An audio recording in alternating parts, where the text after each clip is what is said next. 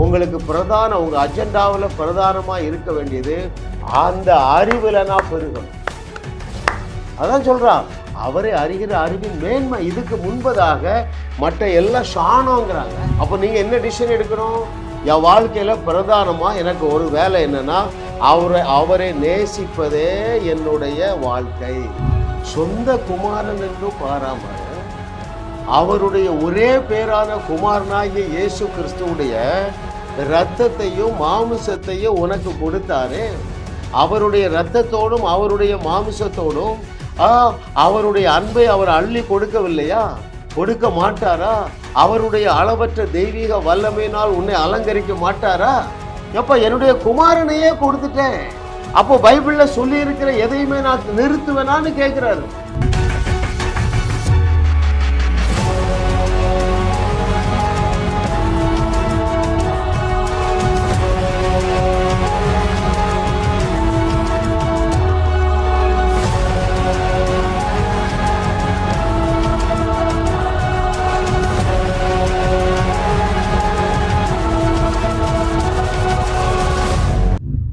தேவ வசனத்தை பெற்றுக்கொண்டதினாலே தேவர்கள் என்று நம்மை அழைத்தாரே, எல்லளவும் பொய்யுரையாதவர். அவருடைய திருநாமத்தினாலே என்னுடைய வியூவர்ஸ் அத்தனை பேரும் எழுதப்பட்டுள்ள எல்லா நன்மைகளினாலும் நிரப்பப்பட்டு கோடா கோடியாய் பெருகுவீர்களாக என்று சொல்லி இந்த செய்தியின் துவக்கத்திலேயே நான் உங்களை ஆசீர்வதிக்கிறேன். 132வது அவருடைய அனந்த ஞானம், அன்பும் ஆற்றலுமே ஆண்டவர். Very very important truth. இந்த சத்தியத்தை நீங்கள் அறிய போகிறீர்கள்.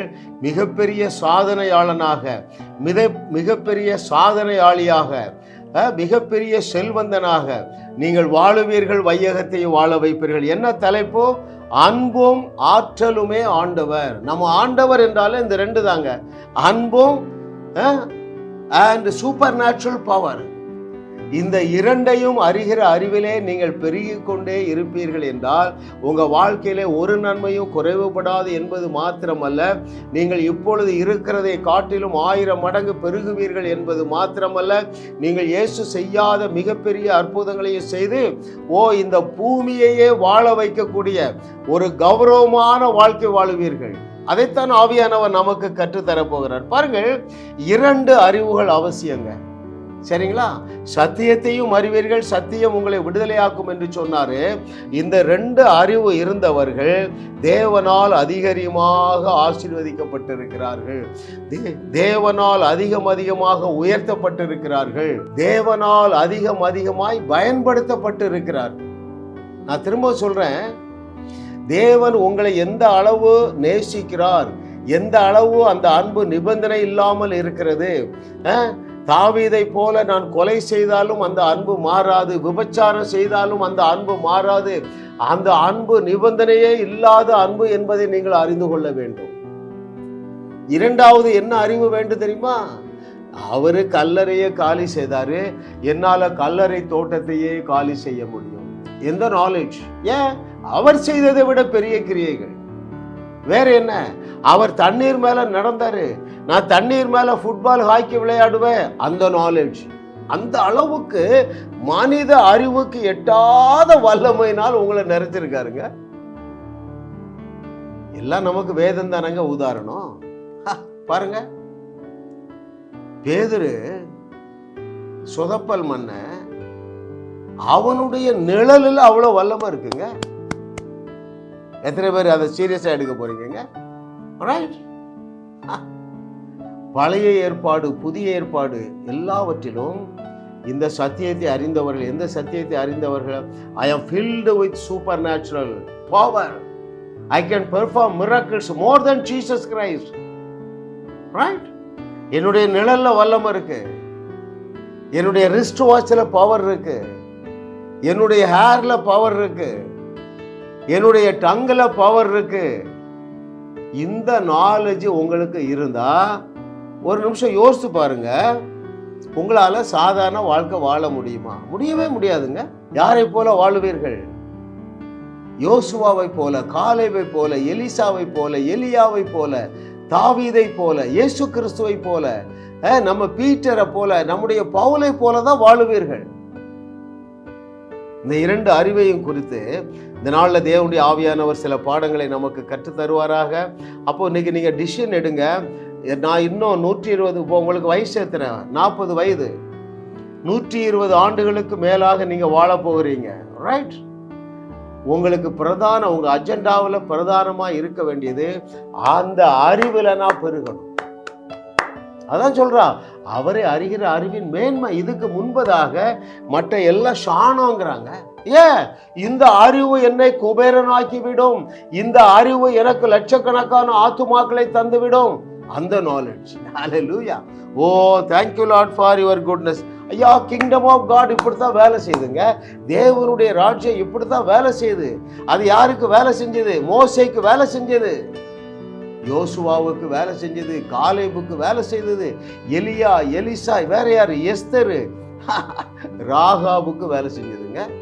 ஹல்லேலூயா. அப்போ main purpose of our selection, தேவன் நம்ம எதுக்கு செலக்ட் பண்ணார் தெரியுமாங்க? முதலாவது அவரை நேசிக்கவே நம்ம செலக்ட் பண்ணார். அப்போ நீங்க என்ன டிசிஷன் எடுக்கணும்? என் வாழ்க்கையில பிரதானமா எனக்கு ஒரு வேலை என்னன்னா, அவரை நேசிப்பதே என்னுடைய வாழ்க்கை. ஹல்லேலூயா. ஓ, அவரை நேசிப்பதற்காகவே உயிர் வாழுவது தான் உண்மையான வாழ்க்கைங்க. ஐயா, உங்களுக்கு என்ன வேலை? நான் அவரை நேசிக்கணும். ஒரு கணவன் மனைவிக்குள்ள எந்த கணவன் மனைவி சக்சஸ்ஃபுல் தெரியுமா? அன்பிலே அதிகமாக காணப்படுகிறவர்கள். நீ நல்ல கிறிஸ்தவன்னா எப்படி தெரியுமா? அவரை நேசிக்கவே நீ உயிர் வாழணும். ஹல்லேலூயா. ஆராய்ந்து முடியாத அவருடைய அன்பை அறிந்து கொள்ளவும் அவர் மேல் நேசத்தில் வளரணும். ஃபர்ஸ்ட் அஜெண்டா நம்பர் 1 என்ன தெரியுமா? நான் அவரை நேசிக்கதாப்ப எனக்கு பிரதான நோக்கம். ஏனென்றால் அவர் எதிர்பார்க்கிறார். திரியேக தேவன் 4வதாக ஆதாமையோ ஏவாளையோ படைக்க வேண்டிய அவசியம் இல்லை. ஆனால் அவர் தன்னுடைய அன்பை பகிர்ந்து கொள்ளத்தக்கதாக ஒரு ஜந்துவை உருவாக்குறாரு. அவருடைய சாயல்ல, அவருடைய ரூபத்தில், அவருடைய ஆளுகையை கொடுத்து, அவருடைய அந்தஸ்தை கொடுத்து, அவருடைய அழகை கொடுத்து உன்னையும் என்னையும் சிருஷ்டித்து அவர் என்ன எதிர்பார்க்கிறார்னா, என் பிள்ளை என்னோட நேசமா இருக்கணும், பாசமா இருக்கணும். அதைத்தான் தேவன் பிரதானமாக வைத்திருக்கிறார். அதை குறித்து அறிவு நமக்கு தேவை. பாருங்க, 2வது அவர் நமக்குள்ளே வைத்துள்ள அந்த அதிசயமான ஆற்றலை அறிந்து கொள்ளணும், பிராக்டிஸ் பண்ணணும். கர்த்தரை தெய்வமாக கொண்ட நீங்கள் பாக்கியவான்கள். ஏனென்றால் இயேசு கிறிஸ்துவுடைய வார்த்தையின்படி இயேசு கிறிஸ்து செய்தவைகளையும் செய்யக்கூடிய ஆற்றலினால் நீங்கள் நிரப்பப்பட்டு இருக்கிறீர்கள்.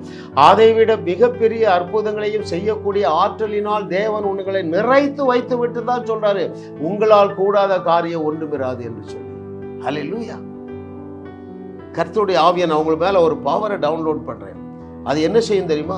உங்களுக்கு ஒரு பிரகாசம் உள்ள மனக்கண்களை தந்திரணும். என்ன பிரகாசம் உள்ள மனக்கண்கள்? தேவன் என்னை நிபந்தனை இல்லாமல் நேசிக்கிறார். இதுல நீங்க வளருவீங்க. பாருங்க, அவரோடு பாசமாக நேசமாக ஒவ்வொரு நிமிடத்தையும் நீங்கள் செலவு செய்வீர்கள். 2வதாக பெரிய ஆற்றலினால், மிகப்பெரிய ஆற்றலினால், ஆராய்ந்து முடியாத மனித அறிவு கெட்டாத ஆற்றலினால் நீங்கள் நிரப்பப்பட்டு இருக்கிறீர்கள் என்கிற நாலேஜ் வந்துட்டுனா உங்க வாழ்க்கையில, எனக்கு பிரியமான தேவர்களே, நீங்கள் லகுவாக தேவனுடைய சித்தத்தின் மையத்தில் இருப்பீர்கள். அவருடைய வழியை விட்டு நீங்க வெளியே போக மாட்டீங்க. எந்த அளவுக்கு நம்மை ஆற்றலினால் நிறைத்து வைத்திருக்கிறார். ஒரு வசனம் வாசிக்கட்டுமா? வாசிக்கிறவங்களுக்கு அங்கே 1 கொரிந்தியர் 4வது அதிகாரம் 20வது வசனம். தேவனுடைய ராஜ்யம் பேச்சிலே அல்ல, பலத்திலே உண்டாயிருக்கிறது. Kingdom of God is not based on talk but on supernatural power. தேவனுடைய ராஜ்யம்னால இந்த 2 தாங்க, அன்பு, சூப்பர் நேச்சுரல் பவர். அது வெறும் வெட்டி பேச்சல இல்லை. It is down to earth practical. எது டவுன் டு எர்த் பிராக்டிக்கல் தெரியுமா? உனக்கு விரோதமா எவ்வளவு பெரிய துரோகம் பண்ணுகிறவனையும் உன்னாலே நேசிக்க முடியும். 2வது எது பெரிய விஷயம் தெரியுமா? நீ சாதாரண வாழ்க்கையை வாழ மாட்டா. You will be called like our master Jesus Christ. What was his name? His very name is wonder. அவர் நாமம் அதிசயமானவர். ஹல்லேலூயா. அப்படித்தான் தேவன் உங்களை அழைக்க விரும்புகிறார். அருமையான தேவர்களே, Kingdom of God is inside you. So you are a supernatural powerhouse. தேவனுடைய ராஜ்யம் எங்களுக்கு இருக்குது. இயேசு என்ன சொல்ற, உங்களுக்குள்ளே அந்த ராஜ்யம் வந்து இருக்கிறது. அப்போ அந்த தேவனுடைய ராஜ்யம் நமக்குள்ளே இருக்கிறதுனால இந்த இரண்டையும் நீங்க செய்ய முடியும். இயேசு கிறிஸ்துவையும் நம்முடைய தகப்பனாகிய தேவனையும் நிபந்தனை இல்லாமல் நேசிக்க முடியும். உங்களுக்கு விரோதமாக அக்கிரமம் செய்கிறவர்களையும் உங்களால் நேசிக்க முடியும். இரண்டாவதாக இயேசு கிறிஸ்து செய்யாத மிகப்பெரிய அற்புதங்களையும் உங்களால் செய்ய முடியும். ஒரு சில உதாரணங்களை பார்க்கும் பொழுது தான் உங்கள் மைண்ட் இதை அக்செப்ட் பண்ணும்.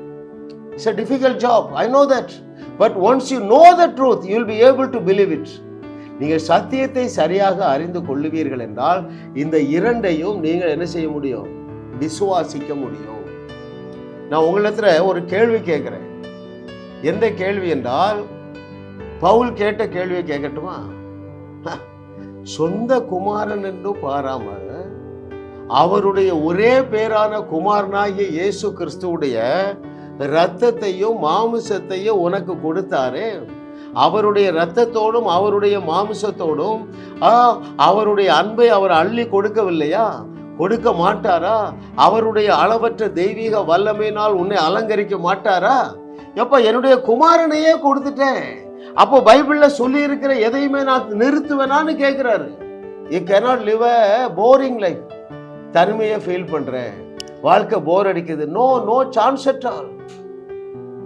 அவருடைய அன்பை நீங்க அறிஞ்சிட்டாலே போதுங்க.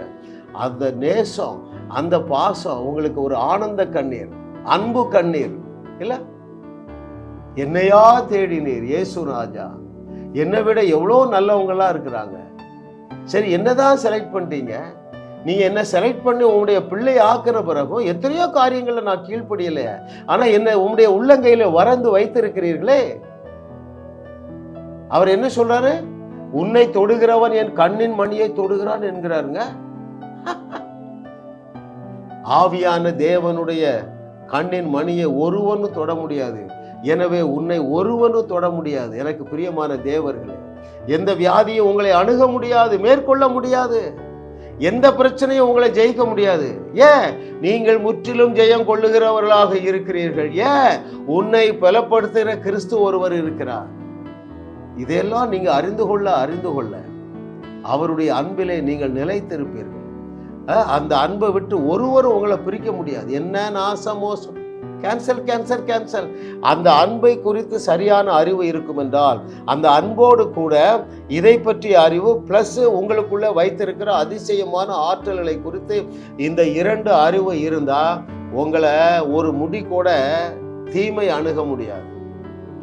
ஐ சேலஞ்ச் இட். நீங்க எதிர்த்து நிற்பீங்க, ரைட்? ஏதோ ஒரு பிரச்சனை உங்களுக்கு தோணுது, இப்படி வச்சுக்கூடாம ஒரு சளி காய்ச்சல் வந்துட்டு, இந்த இரண்டையும் அறிந்தவர்கள் அதுக்கு எதிர்த்து நிற்பாங்க. எதுக்கு எதிர்த்து நிற்பாங்க? பத்திரிக்கையில வருது, ஃப்ளூ காய்ச்சல் வந்துட்டு, கொரோனா வந்துட்டு, எதிர்த்து நிற்பீர்கள். எனக்கு தேவன் வைத்திருக்கிற, எனக்குள்ளே வைத்திருக்கிற அந்த சூப்பர் நேச்சுரல் பவரை குறித்து அறிந்தவர்கள். உங்களுக்கு எப்பொழுது வியாதி வரலாம் என்று சொல்லட்டுமாங்க? இயேசு கிறிஸ்துவுக்கு வியாதி வந்தா நமக்கு வியாதி வரலாங்க. அவருக்கு வரலையே. இயேசு கிறிஸ்துவுக்கு ஒரு இடரல் அப்படின்னா, ஒரு ஆக்சிடென்ட் வருதுன்னு வைங்களேன், நமக்கு வரலாம். அது வரலையே. அவருக்கு ஒரு நாளும் வரலையே, நமக்கு எப்படிங்க வரலாம்? அப்போ பிசாசானவன் உங்களை பயங்காட்டுவான். ஒரு சளி, ஒரு ஃபீவர் வந்த உடனே இது அந்த ஃபீவரா இருக்குமோ? பழைய ஏற்பாட்டிலே நம்முடைய தாவீது இந்த ரெண்டையும் அறிஞ்சிருந்தா பாருங்க. எந்த ரெண்டும்? தேவன் என்னை நிபந்தனை இல்லாமல் நேசிக்கிறார் என்கிற அன்பு, அவருடைய அன்பை பற்றி அறிவு இருந்தது. இரண்டாவது, தேவன் என்னை பயங்கரமான வல்லமையினால் நிரப்பி வைத்திருக்கிறார் என்கிற அறிவு. அதான் சேலஞ்ச் பண்றான். என்ன சேலஞ்ச் பண்றான்? உம்மால் நான் ஒரு சேனைக்குள் பாய்வேன், உம்மால் நான் ஒரு மதிலை தாண்டுவேன் என்று சேலஞ்ச் பண்றாங்க. ஏன்? இந்த அறிவு. எனக்கு மிகவும் பிரியமான தேவர்களே, தாவீதுக்கு அருளப்பட்ட இதே கிருபை உங்களுக்கு நித்திய உடன்படிக்கையாக உங்களோடு கூட உங்களை அழைத்த உங்கள் தகப்பனாகிய தேவன் ஏற்படுத்தி வைத்திருக்கிறார். பாருங்கள், இதை கேட்டுக்கொண்டிருக்கிற அருமையான தேவனுடைய பிள்ளைகளே, தாவீதை போல அக்கிரமம் யாரும் செய்ய முடியாதுங்க. அவன் செய்த அக்கிரமத்தை பேச முடியாது, டிஸ்கஸ் பண்ண முடியாது. ஆனாலும் அவனுக்கு கொடுக்கப்பட்டது கிருபை.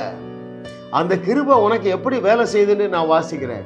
The book of Isaiah chapter 55 verse 3, very very important word. ஏசாயா 55:3, உங்கள் செவியை சாய்த்து என்னிடத்தில் வாருங்கள், கேளுங்கள், அப்பொழுது உங்கள் ஆத்துமா பிழைக்கும். தாவீதுக்கு அருளின நிச்சயமான கிருபைகளை உங்களுக்கு நித்திய உடன்படிக்கையாக ஏற்படுத்துவேன் என்று இயேசு கிறிஸ்து இந்த பூமிக்கு வர முன்னாத நம்மோடு கூட ஏற்படுத்தப்பட்ட அந்த உடன்படிக்கை சிலுவையிலே அந்த உடன்படிக்கை கையெழுத்தாயிற்று. ரைட்? அப்போ அவனுக்கு அருளப்பட்ட கிருபை என்னது? அவன் எந்த அளவு தேவனை நேசித்தானோ அந்த அளவு என்னால தேவனை நேசிக்க முடியும். Despite of all his iniquities, அவனுடைய கீழ்ப்படியாமையின் மத்தியிலும் தேவனை அவன் அளவற்ற அன்பினால் நேசித்தான். அதே போல தூக்குனாம் பாருங்க, ஒரு சேனையே பயந்து போயிருக்கு. இன்னைக்கு உன் தலையை எடுப்பேன்னு சொன்ன பாருங்க, அந்த இயற்கைக்கு அப்பாற்பட்ட வல்லமை எனக்குள்ள இருக்கிறது என்கிற அறிவு, இந்த இரண்டும் உங்களுக்கு இந்த நாளிலிருந்து அடுத்த லெவல்ல செயல்படும் என்று கர்த்தர் சொல்லுகிறார். எனக்கு பிரியமான தேவர்களே, அது அவனுக்கு அருளப்பட்ட கிருபை, உங்களுக்கும் அருளப்பட்டிருக்கிறது. அந்த கிருபை தான் இந்த ரெண்டையும் தந்ததுங்க.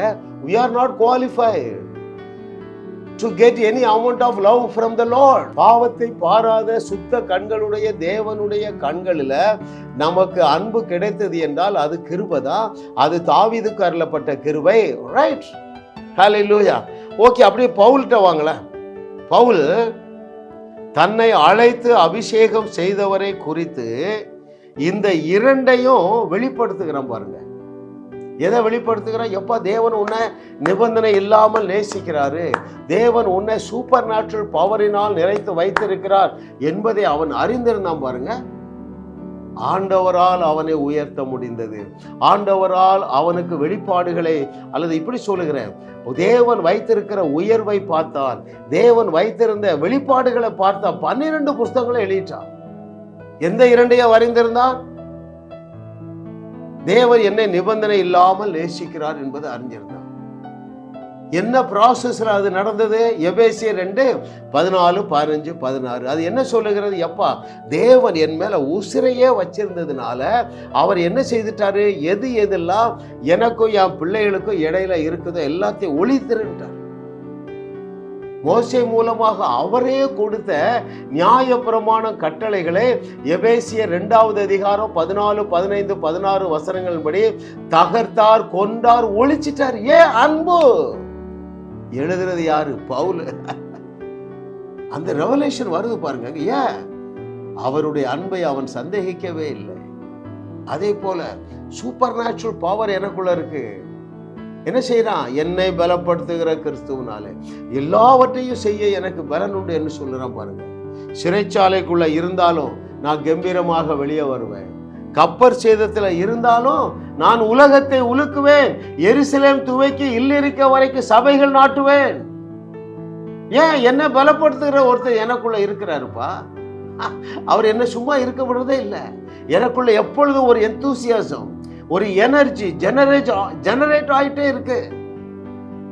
ஹல்லேலூயா. ஓ, thank you Lord for your goodness. what a loving daddy இல்ல?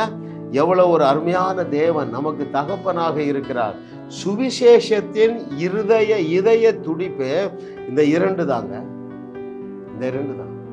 பிதாவோடு ஒரு தனிப்பட்ட நெருக்கமான உறவிலே இயேசு கிறிஸ்து இந்த பூமியிலே வாழ்ந்தது போல நம்மை ரட்சித்த நம்முடைய தகப்பனாகிய தேவனோடு கூட ஒரு தனிப்பட்ட உறவிலே நீங்கள் வளர்ந்து கொண்டே இருங்கள்.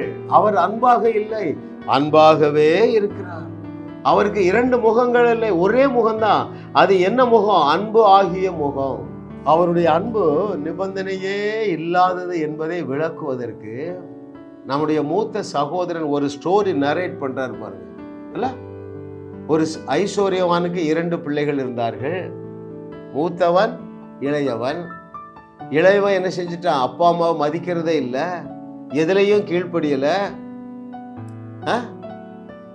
ஆஸ்திகளை அழித்தான், விபச்சாரம் பண்ணுனா, வேசித்தனம் பண்ணா, எல்லா அக்கிரமும் பண்ணா. ஆனால் அப்பாவுடைய அன்பு மாறவே இல்லை என்பதை விளக்குவதற்காக தான் அந்த ஸ்டோரியை சொன்னார். His love is agape love. It has no condition. Hallelujah. Thank you Lord for your goodness. What a loving daddy. இல்ல பாருங்கள், எதற்காக தம்முடைய சூப்பர் நேச்சுரல் பவரை வெளிப்படுத்தி கொண்டிருந்தார். இல்ல ரொம்ப முக்கியம் இல்ல, எதற்காக அந்த 3.5 ஆண்டுகளிலும் அவர் செய்த அற்புதங்களை எழுதினால் உலகம் கொள்ளாது என்கிற சொல்ற அளவுக்கு ஏன் அந்த சூப்பர் நேச்சுரல் பவரை மேனிஃபெஸ்ட் பண்ணிட்டே இருந்தா தெரியுமா? அற்புதங்களினாலும் அடையாளங்களினாலும் தேவனுடைய வசனத்தை உறுதி செய்து ஜனங்களுடைய கண்களை திறந்து அந்த அன்பின் நிமித்தமாக அந்த அன்பு என்ன செஞ்சது? அந்த அதிசயமான ஆற்றலை கட்டவிழ்த்து கொண்டே இருந்தது. அந்த அன்பு என்ன செய்து? அநேக ஜனங்களை தேவனுடைய நடத்தினது. அதுக்கு ஒரு பவர் தேவைப்பட்டது பாருங்க. அற்புதங்களையும் இயேசு கிறிஸ்துவையும் பிரிக்க முடியுமா? முடியவே முடியாதுங்க. அவர் செய்த பிரசங்கங்களை எழுதினால் அந்த புஸ்தகங்கள் உலகம் கொள்ளாது, அப்படி இல்லை. அவர் செய்த ஜெபங்களை எழுதினால் அந்த புஸ்தகங்கள் உலகம் கொள்ளாது, அப்படியா இருக்கு? இல்ல. அவர் செய்த அற்புதங்களை எழுதினால், ஏன் அற்புதம் தேவை? தேவனுடைய அன்பை உலகிற்கு எடுத்து காட்டுவதற்காக.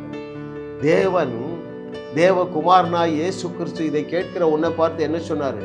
நான் செய்ததை விட மிகப்பெரிய அற்புதங்களை செய்யக்கூடிய ஆற்றலினால் பரலோகம் உன்னை நிறைத்து வச்சிருக்குப்பா, எழுந்திருங்க. சாதாரண வாழ்க்கை வாழ்ந்து விட்டு போகலாம் என்று நினைக்காதீங்க. தீர்க்கதரிசி என்ன சொல்றான்? நீ வேதத்தை மறந்தாய், நான் உன் பிள்ளைய மறப்பேங்கிறாரு. அப்போ வேதம் என்றாலே பிரதானமாக இந்த 2 தான். ஒன்று, அவர் உங்க மேல வைத்திருக்கிற நிபந்தனை இல்லாத அன்பு. 2வது, உங்க மேல வைத்திருக்கிற நிகரே இல்லாத ஆற்றல். இந்த நாளில் உங்களுக்கு இதை குறித்து ஒரு தெளிந்த புத்தி உண்டாகத்தக்கதாக, இதைகளை அறிகிற அறிவிலே நீங்கள் வளர்ந்து பெருகும்படியாக ஒரு வல்லமையை நான் ரிலீஸ் பண்ணட்டுமா? அப்படி பெற்றுக்கொள்ளுகிறீர்களா? எதை நான் கட்டவிழ்க்க போறேன் தெரியுமா? 1 கொரிந்தியர் 1:24 பவுல் சொல்லுகிறார் பாருங்க. யூதரானாலும் சரி, கிரேக்கரானாலும் சரி,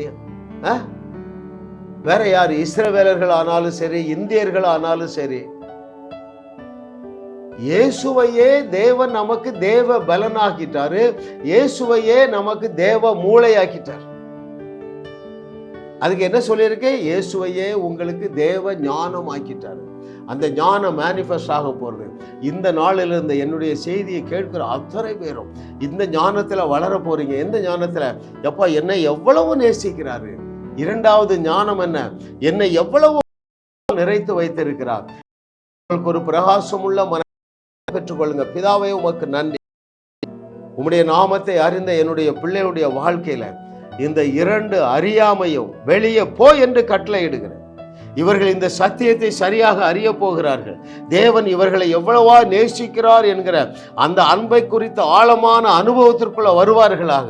என்னுடைய பிள்ளைகள் தேவன் இவர்களை எவ்வளவா வல்லமைப்படுத்தி வைத்திருக்கிறார் என்கிறத குறித்து அறிகிற அறிவில இந்த பிள்ளைகள் வளர்ந்து பெருகி கொண்டே இருப்பார்களாக. இவர்களும் வாழுவார்களாக. தேவரீர் இவர்களை கொண்டு வையகத்தையும் வாழ வைப்பீராக. இயேசுவின் நாமத்தில் பிதாவே, ஆமென், ஆமென். ஜாஸ் மினிஸ்ட்ரிஸ் செய்திகள் மூலமாக நீங்கள் ஆசீர்வதிக்கப்பட்டிருக்கிறீர்கள். நீங்கள் இந்த ஊழியத்தோடு கைகோர்க்கும்படியாக உங்களை அழைக்கிறோம். நீங்கள் காணிக்கை விதைக்கக்கூடிய நல்ல நிலமாக ஜாஸ் மினிஸ்ட்ரிஸ் இருக்கிறது. விசுவாசத்தோடு உற்சாகமாக பெருக விதையுங்கள். தேவன் உங்களை 1000 மடங்கு பெருக செய்வார். வாரந்தோறும் சென்னை முகப்பேரில் நடைபெறும் கிங்ஸ் அண்ட் குயின்ஸ் அசம்பிளி ஞாயிறு ஆராதனைக்கு அன்புடன் அழைக்கிறோம். சத்தியத்தை சரியாக அறிந்து வெற்றி வாழ்க்கை வாழுவீர்கள். சென்னையில் உள்ள உங்கள் நண்பர்கள், உறவினர்களையும் 3 மாதங்கள் தொடர்ந்து வரும்படியாக உற்சாகப்படுத்துங்கள். முற்றிலும் ஜெயமான வாழ்க்கை வாழுவார்கள். உங்களையும் வாழ வைத்து உங்கள் மூலம் உலகத்தையும் வாழ வைக்கவே தேவன் எங்களை கிருபையாக அழைத்துள்ளார். விடுதலை பெறவும் சுகத்தை அனுபவிக்கவும் தொலைபேசியில் எங்களோடு தொடர்பு கொள்ளுங்கள். ஜாஸ் மினிஸ்ட்ரிஸ் யூடியூப் சேனலில் தொடர்ந்து செய்திகளை கேளுங்கள். சப்ஸ்கிரைப் செய்யுங்கள். வீடியோக்களை லைக் செய்து பலரோடு பகிர்ந்து கொள்ளுங்கள். அவர்களும் ஆசீர்வதிக்கப்படட்டும்.